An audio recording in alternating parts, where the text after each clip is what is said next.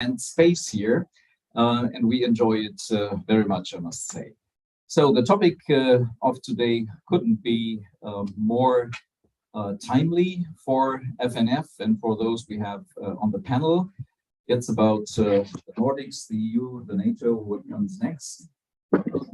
And for us, the Friedrich Foundation for Freedom, it is on the center of what we do, because as a foundation which is working worldwide on the topics of freedom, educational freedom, freedom in economic, civil rights, and political freedom, nothing could be more important to talk about than the matters of freedom, peace, stability, and how to defend ourselves, our values. And all that is at stake, not only, but very intensely since the invasion of Russia into Ukraine.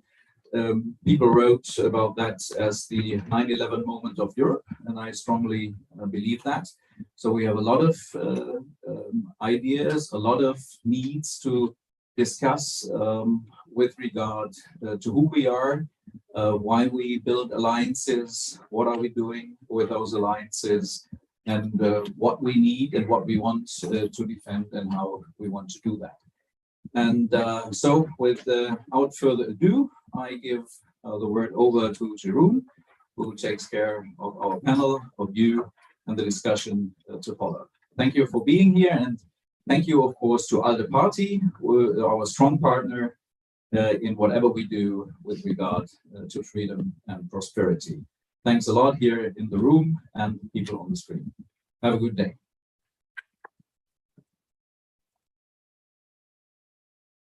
Yeah, thank you very much, Thomas. Good afternoon, everyone. My name is Dobber.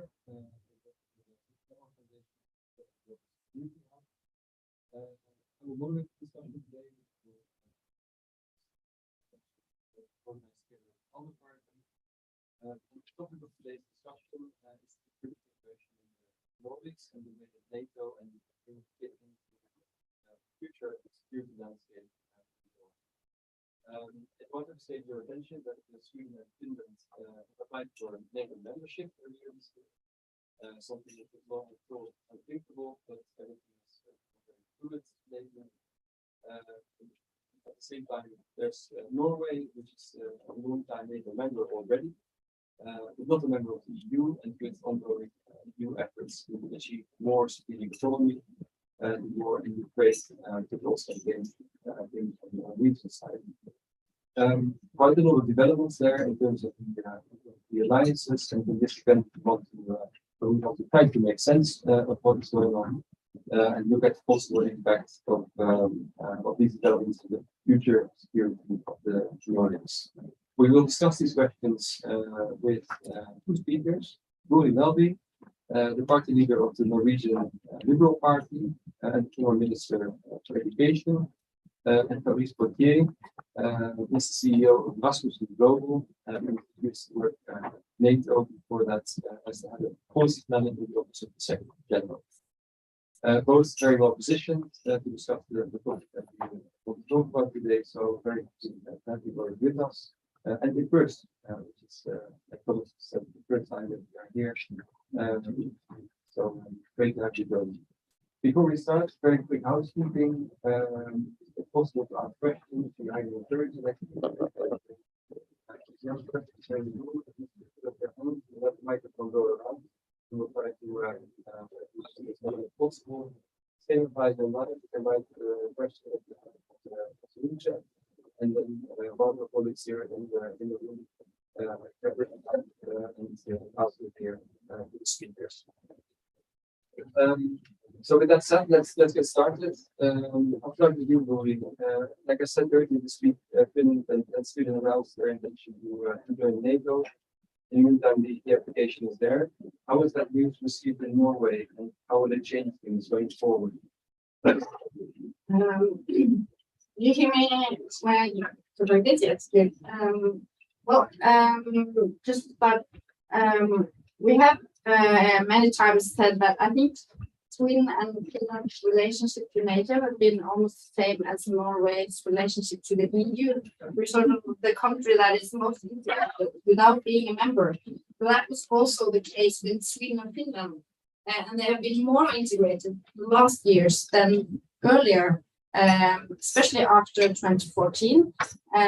So even though it's sort of in January this year, no one would have anticipated that this would happen. I think that there has been a movement in those countries for many years, being more and more integrated with NATO after seeing the developments, particularly with Putin in Russia. Most people in Norway are very positive towards this change. One side of it is maybe the feeling that you're sort of you were right. It's a good thing, but to be a member of NATO, you finally got it. But I also think that this is important because many have talked about building this Nordic alliance as sort of an alternative to NATO. This has been almost impossible because these countries have had different alliances. But now I think many people see the potential for a more closely integrated defense policy in the Nordic countries. And that would be good for all the countries' security. And that would be much easier now that everyone has the same kind of alliances. Of course, I hope that their membership will be accepted. So I think this is a very good example on how the 24th of February and war in Ukraine has changed foreign policy. It has changed foreign policy in all countries. Norway, as many countries, has donated weapons to Ukraine. Even though we had since 1959 a policy of not donating weapons to countries in a conflict situation. And that was sort of a big step. But I hope that it's only the first step towards a more European way of thinking in our security policy. Thank you very much, Guri. I think that's really good to get a bit of an idea of how these things are viewed in Norway. Fabrice, how has the war in Ukraine, from your point of view, also with your NATO background, changed the overall security landscape in the Nordics? Thanks a lot, and thanks a lot for the invitation. For some of us, it's the first event, not for me, but I know some of us in the audience. And you even had to face a pretty terrible rain here. So well done. We are back into business, and I'm glad to be also back in my political family. So and I think we already have 2024 in sight. So hopefully all the strengths and all the energy can go. To answer your question, I think the 24th of February will be remembered as a taboo breaker date. Because it has, especially in the Nordics, it has broken so many taboos or so many lines that we were sitting on for, historic legacy, for political reasons, which have been broken. And sometimes for the better, even though, of course, we should never forget that in the end, there are many Ukrainian people dying every day. There were before the war, and there are even more now. And we are not over yet in terms of the war operation. So we should never forget that there is a human tragedy going on here. What it means for the Nordics, I think it has broken three taboos. One is the soi-disant non-alignment neutrality, which was already a bit of a political myth for different reasons in both Sweden and Finland, but which was maintained out of, I think, political expediency and because the general population was content to live under those myths of neutrality, which obviously the fact that those countries are members of the European Union, they're not non-aligned or they're not as neutral as they like to think, but there was that strong, deep strategic culture that kept on getting some politicians to make the cross that line. And so by, I think, applying for NATO membership, they are basically admitting that they are no longer held by this legacy of neutrality and non-alignment. So it's one big taboo broken.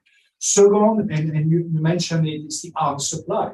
The fact that both countries are supplying not extremely sophisticated weapon systems, but I think meaningful ones, including munitions and obviously also protective gear. This is a kind of, they have crossed the line that they had set for themselves, and I think it really is a big deal in a symbolic sense. Even though they are not necessarily those arms that are going to make the difference in the battlefield, it's more the kind of stuff provided by other NATO countries, but nevertheless, it's important.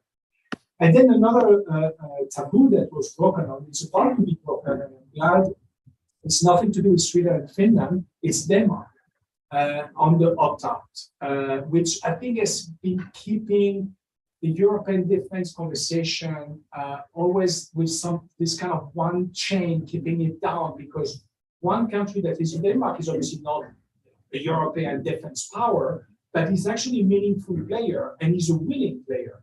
Denmark has been, active in most operations and often is willing to be in the most harmful part of the operation. But yet, with the Danish opt-out on European defense, on CSDP, has always kind of fragmented the European defense conversation anymore. And the fact that the Danes now are looking at a referendum to change that, the odds are not clear yet. I think it's 30, more or less, 34, 30 again, 30 undecided, and then the rest I don't know where. But the point here is, I think if Denmark were willing to cross also that line and to join the European defense conversation as a counterbalance to both the Swedes and the Finns joining NATO, will be a further way to basically have a full European strategic family, almost. Of course, we still have some exceptions. Austria, Ireland, Norway is not a member of the European Union. That is as close as it gets. But I think we're getting closer to a fully integrated, consolidated Euro-Atlantic family. And when journalists ask me, oh, this is NATO expansion, Putin is right. I say, no, it's NATO consolidation, because it's basically closing two gaps that from a planning point of view, from a political point of view, we're always making our work, especially to have a credible data, was supposed to be more complicated. And now we have closed these two gaps. And I think with the Danish opt-out hopefully being cancelled, we will close another gap in European defense, and we create a greater continuity between European defense on this side of town and European defense on the other side of town. Thanks a lot. Very clear also, Fabrice. I like that. And I think we've all been able to see that happening in action. Just a quick follow-up question to that, like also closing the gaps with Finland and Sweden. If they were to gain NATO membership, what would that add to the alliance? What kind of capabilities would they have? First, at the strategic level, in NATO, the Baltic region is the most important, sensitive, and vulnerable part of the jigsaw. Short of the high north, which is different, but in terms of also population and economic stakes, because if you lose or if you have a major crisis in the Baltic, you also have a huge economic shock, which is not the same as the high north, with all respect for Norway.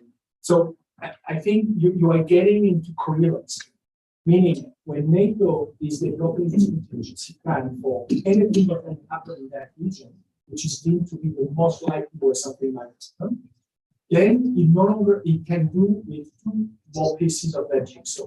As before, we could not do with Pothier. We could not really plan. I mean, there were obviously some bilateral arrangements with the US and Sweden, but there was always a certain level of uncertainty as to where Stockholm and the city would be if there were to be a crisis, what kind of capabilities they would be giving to NATO's response.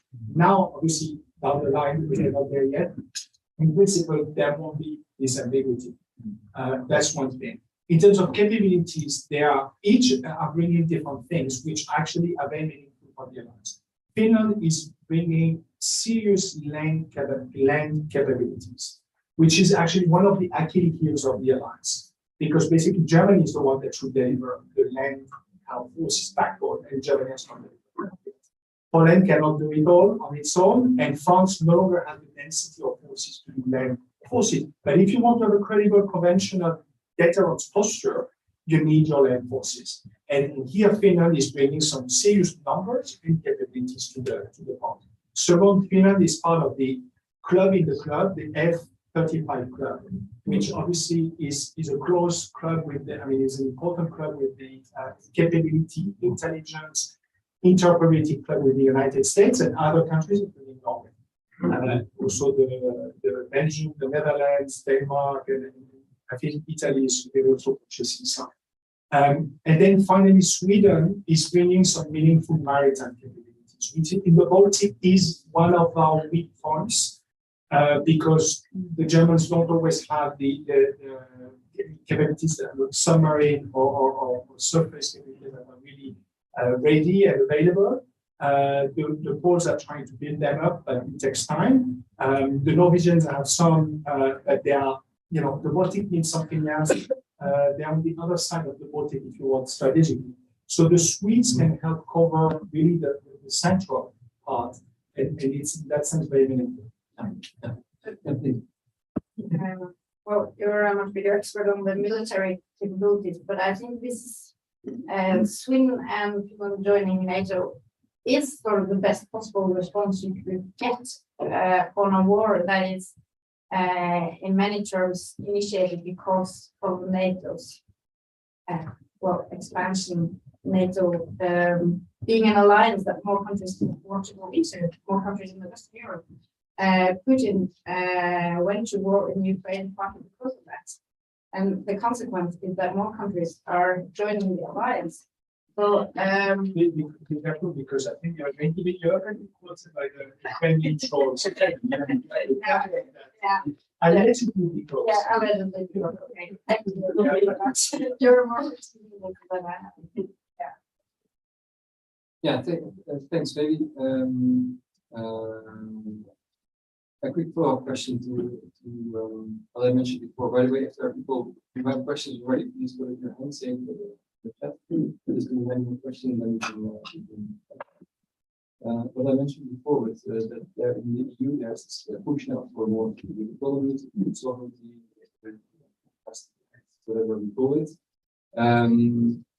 Is that something? How is that viewed in Norway? Because that also means that there will be a stronger EU pillar within NATO. Is it something that Norway wants to be part of?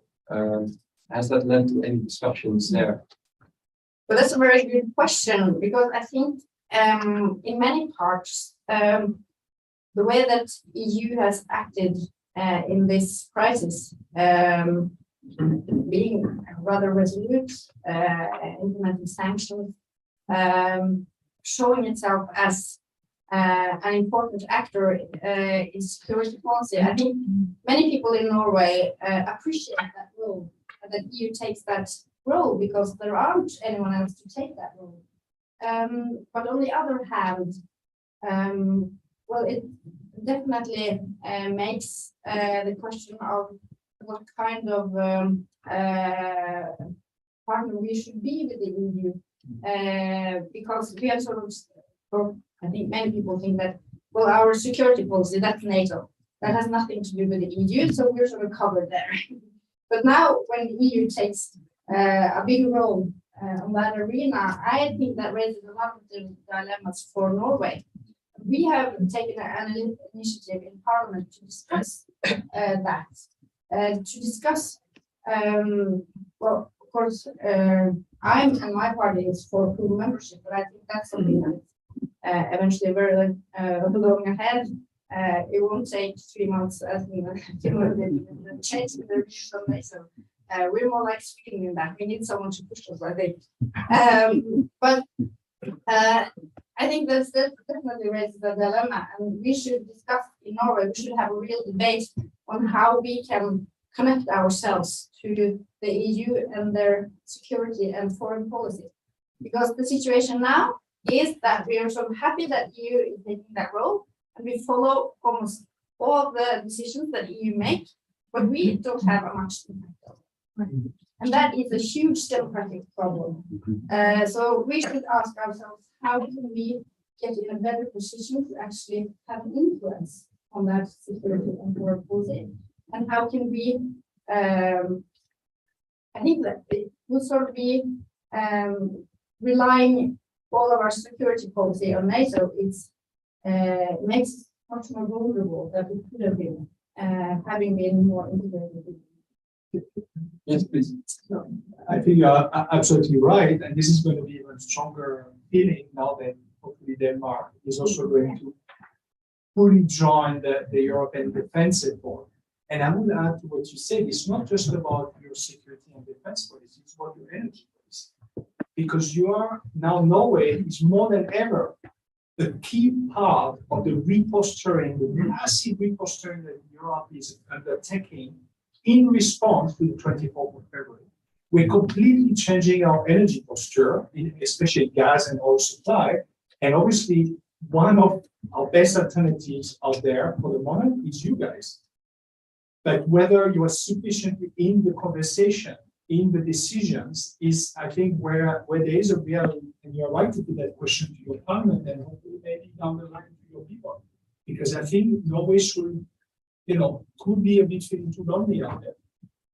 I would also like to add that I think this last couple of years, not just with the war in Ukraine, but also with the pandemic, has shown us has shown a lot of vulnerability in our society, and it has definitely shown how important it is both to have a strong EU and to be a part of the different alliances in your life.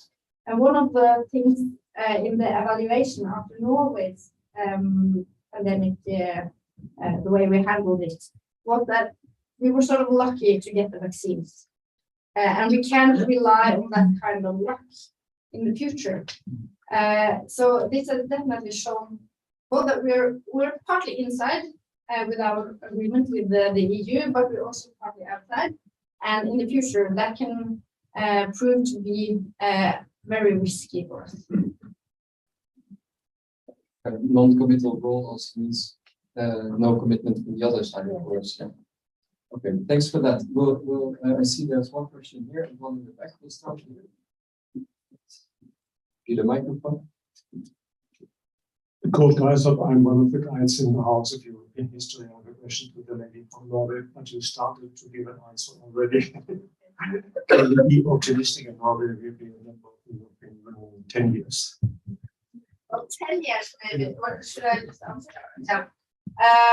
Well, I'm not optimistic myself, so I choose to believe that it can happen. But well, I think I maybe hope that this situation we have now in Europe would be a bigger trigger for the debate and for a movement in people's attitudes towards the EU than it has shown to be this far. And the changes you saw, especially in Finland, in the opinion among people, changes like this. But I think many people have said that whilst Finland has had a sort of pragmatic view towards the EU, towards NATO, for Sweden it has been more a part of their identity. They're neutral. And I think it's the same thing with Norway and the EU. It's not a pragmatic question, it's an identity question. And that's something that's much deeper. And I think amongst people in Norway, there's sort of no sense of urgency that you have to do something about this now. And we have a government who is now actually looking at how we can have a looser connection to the EU instead of integrating more. But at least there is a debate now. There hasn't been a debate since almost the 90s. So something is happening. So if we give it 10 years, maybe, at least I hope so. Yes, thank you very much. Good morning, citizens. My name is Angelos Karlaftis. We represent the ECOH movement, the Pan-European Mediterranean Regional movement, which is based in direct democracy in science and in ecology. We thank the Friedrich Naumann Foundation for Freedom, which gives us the opportunity to present to the European citizens another point of view. We support the creation of the European Defence Community since 2008, according to the treaties of 1950 to 1954. Up to the moment, we didn't have any response, but lately President Macron gave a solution. So we don't believe that the Nordics should follow the suggested, how do we say, proposition to enter to NATO, which causes a lot of enmity with Russians, which in the future, now the relations, they are not good for reasons which are going to be examined by the political science later on, but later on, Russia is in Europe. So it's better not to have enmities with the Russians, and it's an opportunity together with the UK and the French people to create the Nordics, the European defense community, another community, another defense entity for parallel with NATO. Thank you very much. There was a question is what they think about that. Yes, it's a big question. Okay. Would you rather answer that or should I give it to the gentleman in the back? Yes. Okay.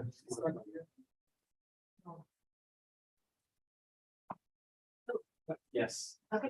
Hi, my name is Sandra Kaduri from Keeping Channels Open, a new network for EU, UK, and US stakeholders, also supported by Friedrich Naumann Foundation. And I'm from UK, so I would very much caution against referendums right now, but there you go. My question relates to the previous about the Joint Expeditionary Force. The UK set up this formation for Nordics and Baltics a few years ago, so that's another formation now of defence actors. And then plus the EU strategic autonomy. Are these all subsets of NATO? Are they helpful, or are they perhaps going to be more divisive in the long run? That's just my question, really. And it relates to the previous one about the Nordic defence community. Yeah, the Jeff. No, I think, we are in a world that operates with variable geometries. You don't have to do everything at 30 or at 27. And I think that's perfectly fine. And there was a intentional British choice to work with what they consider were their closest like-minded partners, mostly from those who were working in Canada and Edmonton. So, what we call in jargon, I work with it there in Afghanistan, South and South. These are the same countries who were in the southern part of Afghanistan, and often were doing really hard fighting. And I think there was this decision by London to maintain, there was a big question at the end of ISA, which is how do we maintain that capacity to act? I mean, we've been suffering, dying, fighting for more than 10 years, and like this, we just lose all that capacity, which we might need to use in the future. So I think it was a smart decision. And clearly with Brexit, because Jeff was created before Brexit, but with Brexit, it took another political dimension, which is, I think it's a way for the UK to be in Europe without being a member of the European Union. And to work again with the northern part of Europe, which is where I think culturally, linguistically, there is a closest match. On the gentleman's question, I don't know if you are from the liberal side or from the left side, because the question, especially the point we were making about Russia, I fundamentally disagree with how you are framing your question or your point. We are not leftists, we are not rightists. No, I'm just saying that this is normally the kind of narrative you hear from certain parties on the left, which is, we should not make things worse. Russia is to be reckoned with, and we should not escalate, etc. I think Russia has a slight tendency to invade and aggress the neighbors and to kill their neighbors' population. I'm speaking after 40 years. And to that I think we need a firm response, because if we don't firmly respond, they're going to keep on doing it, which is what they have been doing for basically more or less the past 20 Nobody years. is against this. We're And I'm thinking just another saying, way. therefore, unfortunately and sadly, it's no longer time for dialogue, because we are in the heart of the force. And until we have reestablished the heart of the force, that is, Putin said the same thing. yeah, but this No is time for why, dialogue. this is why, in my view, Europe has to be comfortable with the notion of war and the notion of managing escalation. That doesn't mean we have to be in the war directly involved, but we have to be willing to manage that escalation, not to ignore it. Because every time we ignore Putin's escalation, we ended up with a I didn't say this. I didn't say this. Yeah, just to finish. But, and that's an interesting aspect, I think with Sweden and Finland, NATO is going to have a slightly stronger arms control dialogue caucus. You have Germany, you have Sweden, you have a part of the Norwegian culture that is also very arms control. You will have Finland, and actually that this voice, which usually is Germany plus few others, is going to be a bit stronger. And my bet is once we are out of the worst part of this crisis and the killing stops, there will be obviously time for a resolution of some sort in Ukraine. But also we need to think, okay, where do we go next? I think that was a big essence of your question. And there I think NATO is going to be interesting because we are going to have a very strong defense and deterrence chapter because we need to get it really stronger than even before. But we're also going to have stronger voices, including the Finnish and the Swedish, calling for we need arms control, we need measures to restore some sort of stability in Europe. And this is where I think there's going to be a small alteration of NATO strategic culture with them joining. Yes, but So you don't need an extra. we're together, but in this way the direction is going, Ukraine is not going to be a part of the defense of Europe after 10 years. Well, that's Because not cannot be in NATO, cannot be in the European Union. In this way, it can be very soon.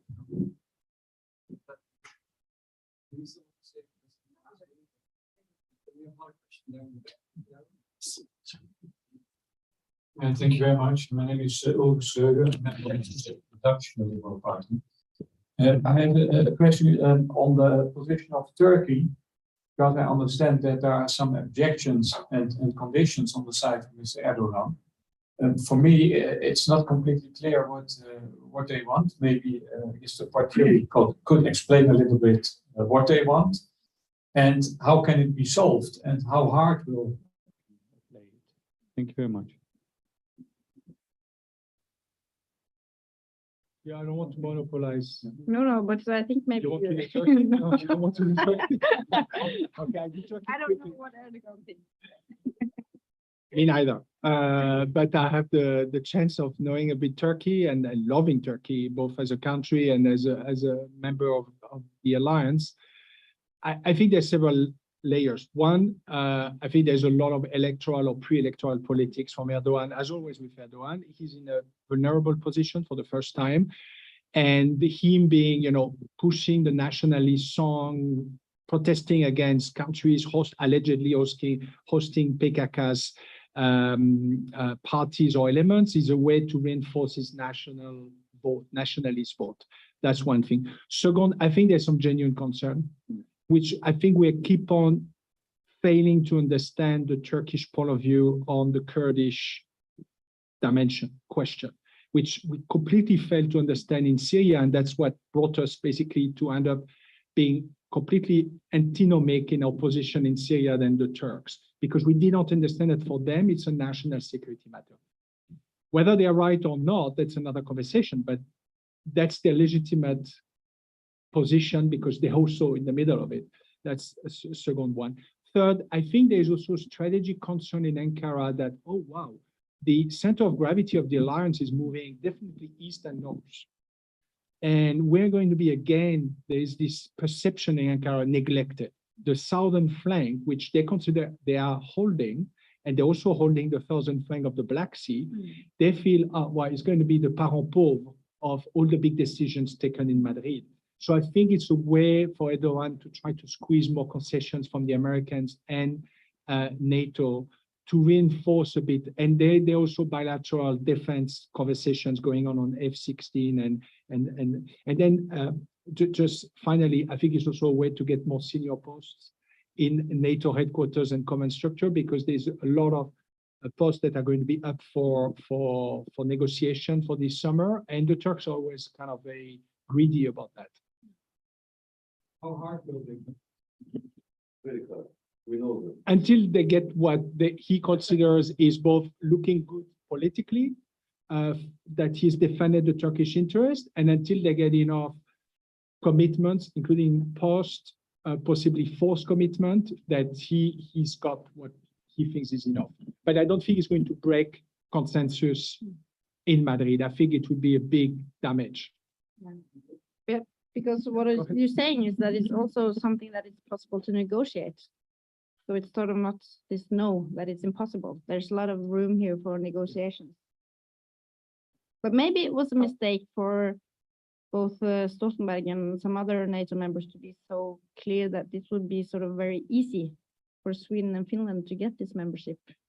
because that's been the way that they have communicated, that this will be a very quick process, this will be very easy, and that in itself can be a bit provocative, I think. I think it may have been, hey, we also have a say. Yeah, Thing. yeah. All right. There's one more question all the way in the back, all the way in the back.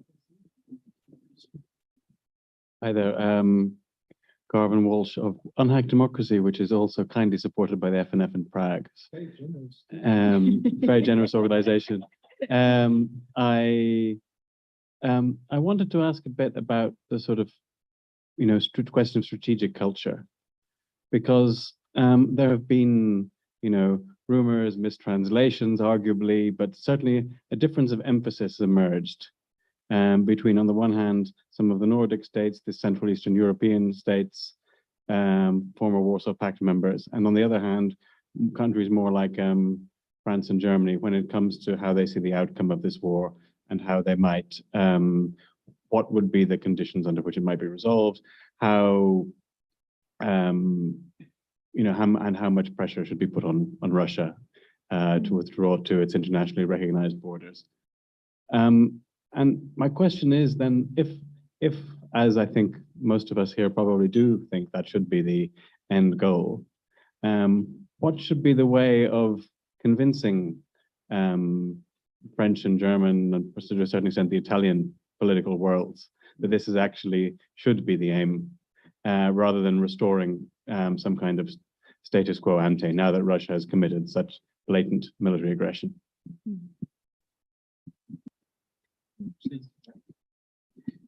Well, I don't know enough about the political discussions in all of these different countries to give a very clear answer, but I think we just have to take under consideration that the domestic debate is very different in all these countries, and it's very dependent on the situation that each of these countries are in right now. It's very, I don't think that it's strange that now these countries have a different view on what should be sort of the end here and what should be the outcome. But I think that's why the EU has such an important role, because it's much more than just something that is about defense and security. So I think that's sort of the most important tool in order to get some unity here, to get all these countries on the same page, as you like.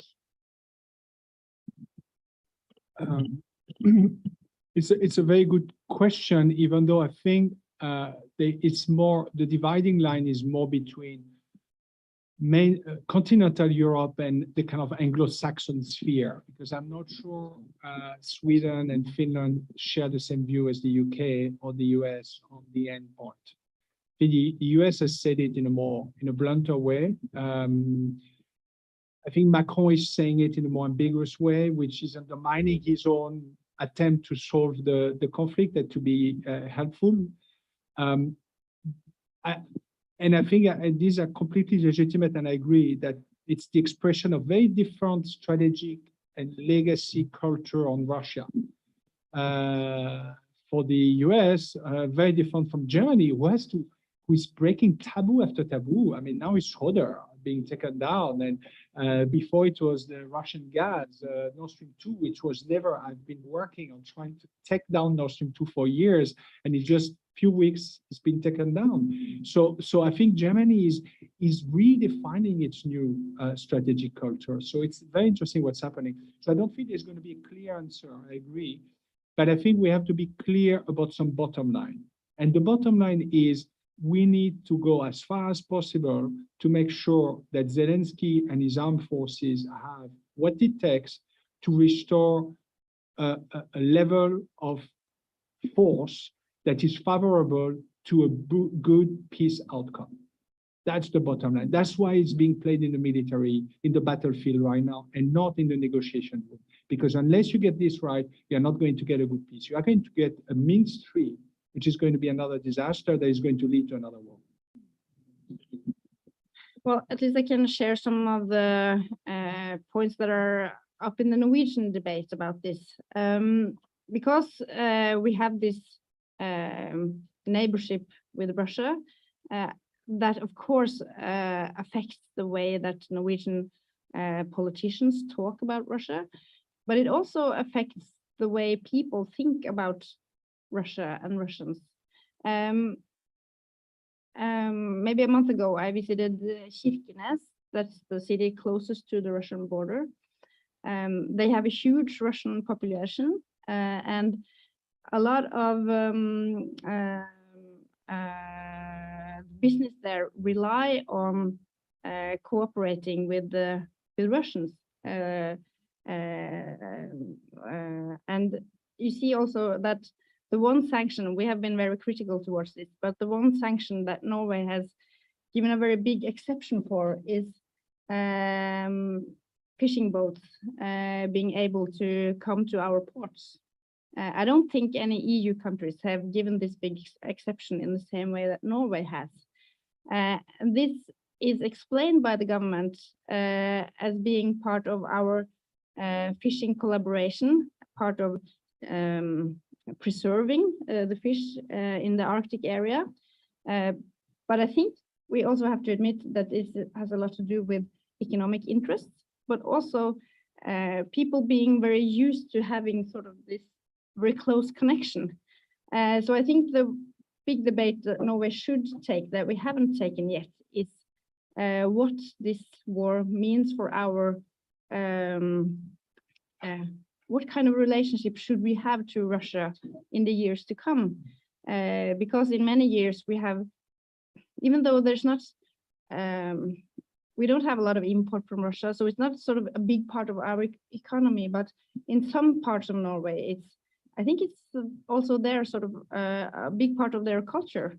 And I think this debate would be very difficult in Norway, and we're not taking it now.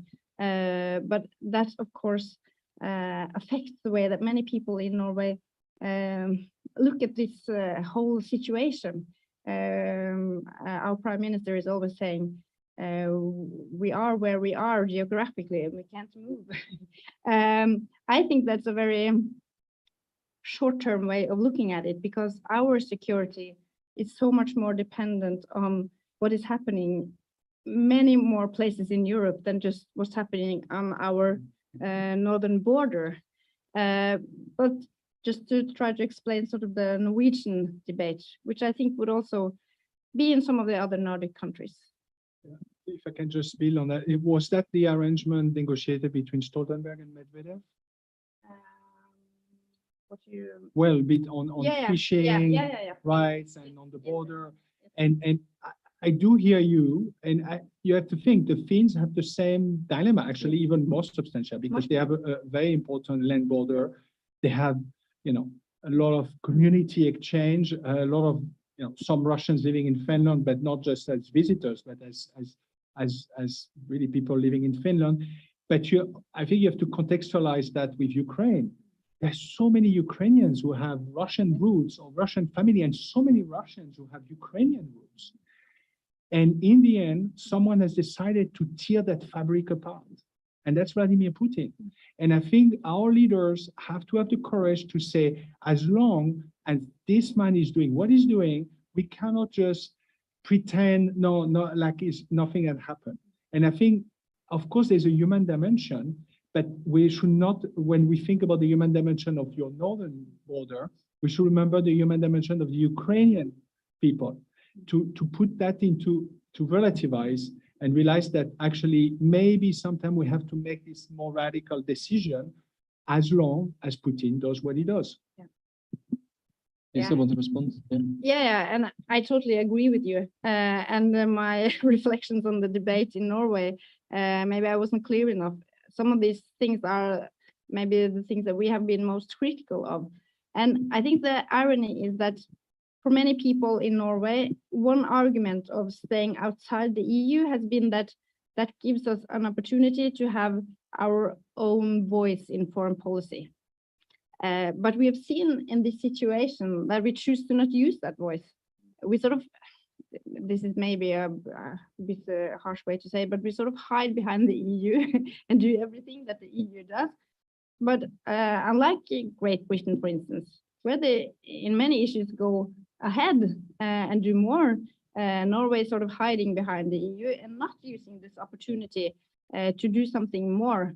I disagree with that strategy because I think in the long run, it's not the best thing for Europe and not the best thing for Norway as well. Yeah, thanks very much, both of you. That was very valuable as background, I think, for these discussions. In the meantime, we've had a few questions coming in from the room already, but we also have the online audience that we have to think of. Some questions came in there, so I'll hand over the mic to the spokesperson of the online audience, Santiago. Yeah, they're in very good hands with me.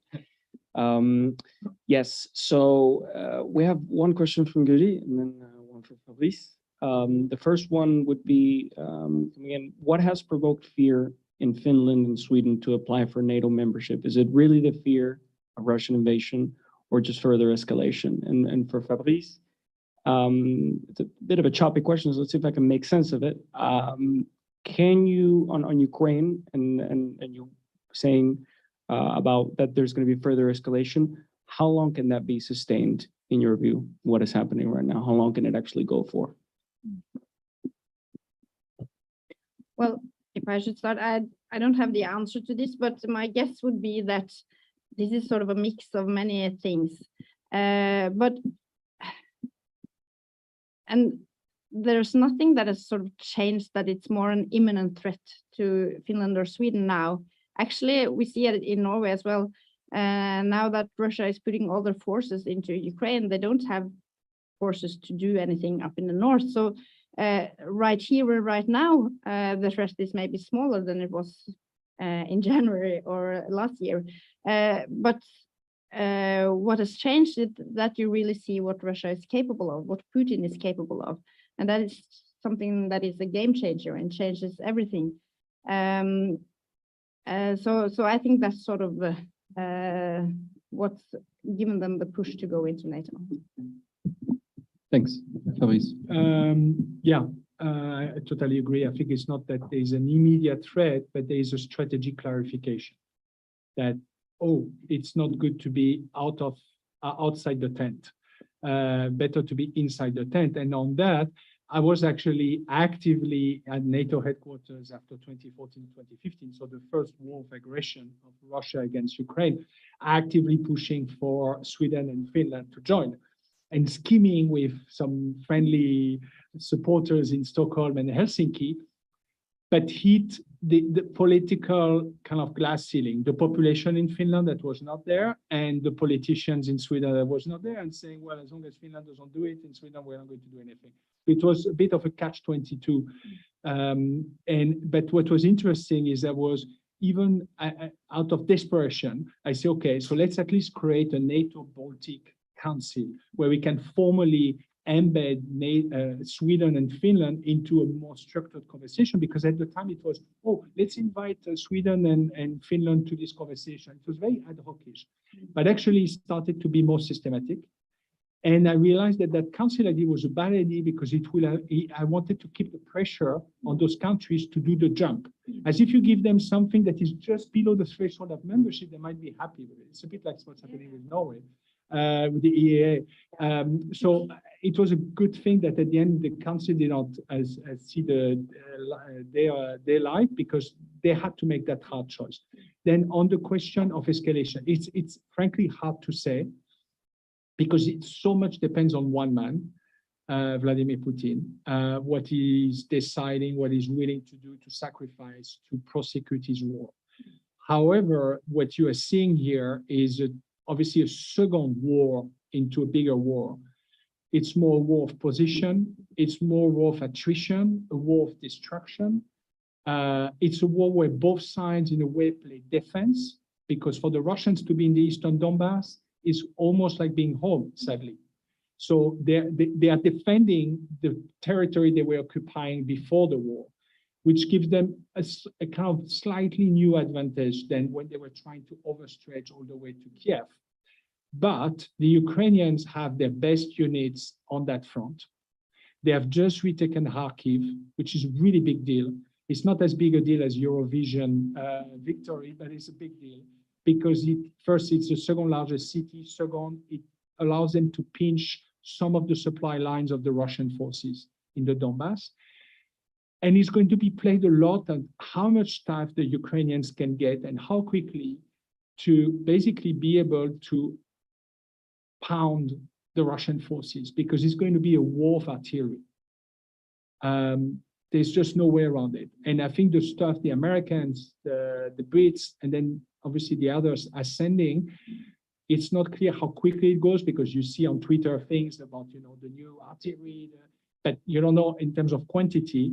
But provided they get the quantity right by before the summer, I think the Ukrainians will be able to inflict a very big cost on the Russian forces, which are clearly not capable of doing much more than holding some ground and taking bits and pieces, but they're not going to be able to do dramatic move, because clearly they have changed the commanders. They have sent Gerasimov, the chief of defense staff, and there has not been a huge difference. You can see a bit of different ways of operating, but there's not huge difference into the équilibre défense. But the problem is it can go on forever, because Russia has this strategic depth. They have the whole Russian territory and the Russian defense industry to sustain that war of attrition. So it all depends on how Putin wants to play it, but I think the best Zelensky can do is to be in as strong a position as possible, so that hopefully when they resume peace negotiations, it will not be to the disadvantage of Ukraine. Thank you very much for that. We're almost getting to the end of our discussion, so I wanted to close it with a little foresight exercise to talk a bit more about what we can expect coming up in the future. There's lots happening now, but there are also bigger developments in 10, 20 years. If you look at that from your point of view and with your experience, what kind of security developments that can be regionally or thematically do you see coming up in the Nordics? Where should we keep an eye out for in the future? Yeah, that's a big question. Well, I think it's it's been worn out now, but everyone says that there comes something good out of every crisis, and I hope that that is something we will see now as well. What we have seen is that, this war in Ukraine has shown us a lot of things, but it has also shown us, I think, that Europe is not coordinated enough, and that if you sort of add all our military capacities together, we are much stronger than Russia. But because we are not coordinated, and because we're not willing to use the tools that Putin are willing to use, he sort of beats us. And I think many people feel that we're now sort of standing there, not able to do a lot about the situation that we think is terrible. So what I hope can come out of this is a Europe that is much more integrated when it comes to defense and security, and that we all see that if we stand a chance against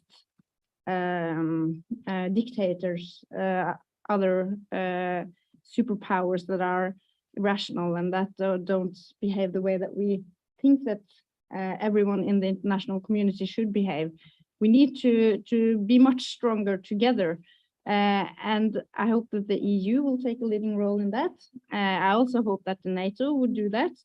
And I hope that with Sweden and Finland going in, it's a part of a sort of consolidation.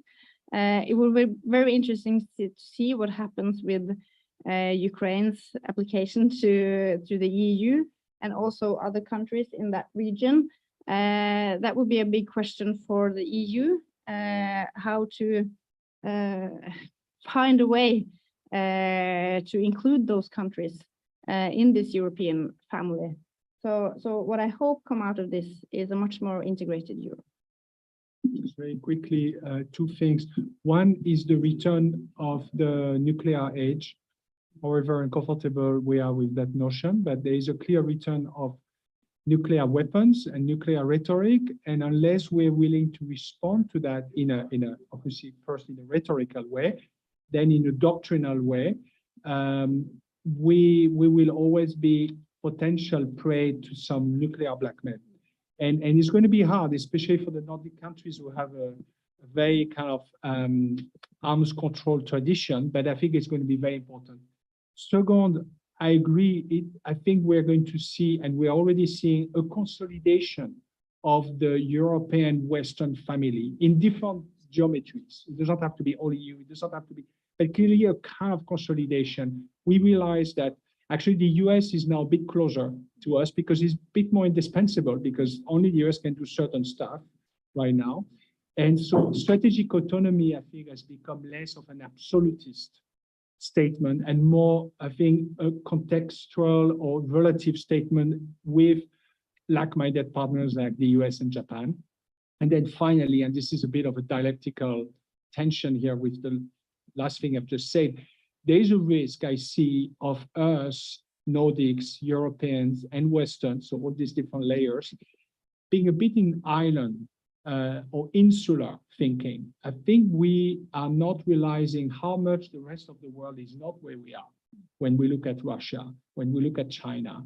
And unless we make a real systematic and economic effort to bring them into a bigger conversation, and I'm thinking mostly of Africa, but also Asia, Latin America, we're going to end up validating our own thoughts and being very proud of our own thing, etc. But the problem is the majority of the world population and governments are not going to be at all kind of connected with where we are. I'm not saying aligned, but connected. And we need to do much more work. And it's just to finish, and it's one appeal I have to also President Zelensky. I think it's very important that he speaks to the West to ask for weapons and money, because that's what he needs now. But I would hope that he will start also speaking to the global South to tell them, hey, I'm a global South in Europe and I'm being attacked by Russia. So don't think Russia is a good power because it's not the West. It's a bad power. And so think twice. And the West is really helping me here. So you guys think about when you say, oh, well, Russia is not totally wrong. I'm the global South in Europe. I'm an emerging poor country and I'm attacked by Russia, who pretends to be the friend of the South. Thanks a lot for that. That wraps it up nicely, and I think that will be important in the future indeed to open up that dialogue, not only from the Ukrainian point of view, but also from the whole of Europe. I think with that we can close our discussion. We can wrap it up. I want to thank everyone here for joining. I would like to thank the ALDE party for co-hosting this together with us, and I would like to thank, of course, our wonderful speakers that joined us here today. Thank you very much for joining. I thought it was a really interesting discussion, and I hope it was the same for the audience. So thank you, and we look forward to welcoming you at one of our future events.